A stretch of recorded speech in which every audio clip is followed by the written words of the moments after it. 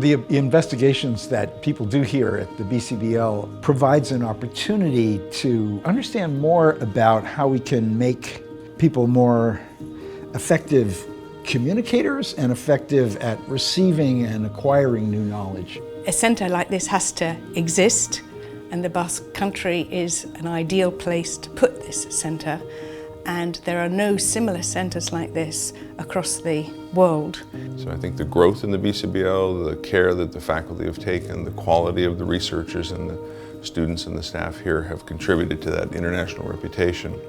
Pues eso es lo que se pide, que a través del esfuerzo lleguen tarde o temprano pues descubrimientos que mejoren nuestra calidad de vida, porque la ciencia de hoy es el bienestar del futuro de nuestros nietos.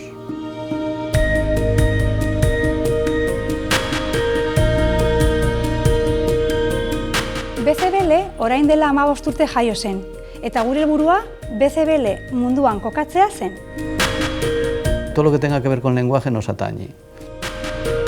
Y nos atañe en el sentido de que bueno, necesitamos contar con la sociedad en su conjunto para poder realizar la investigación.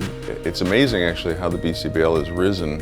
Of course, the science itself speaks for itself, so the quality of the science is increasing, it's recognized, it's highly significant, and that's what builds your reputation internationally.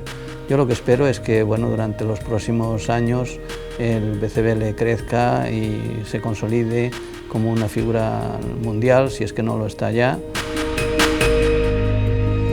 Zuek gabe ez lizateke posible izango, eskerrik asko.